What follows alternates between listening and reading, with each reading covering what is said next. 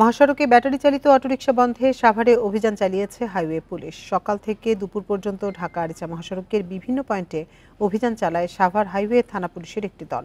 Police জানায়, মহাসড়কে শৃঙ্খলা ফেরাতে অটোরিকশা চলাচল বন্ধে অভিযান শুরু হয়েছে। যারা নির্দেশনা মানছে না তাদের বিরুদ্ধে ব্যবস্থা নেওয়া হচ্ছে। মহাসড়কে অটোরিকশা বন্ধে এমন অভিযান অব্যাহত থাকবে বলেও জানিয়েছে পুলিশ।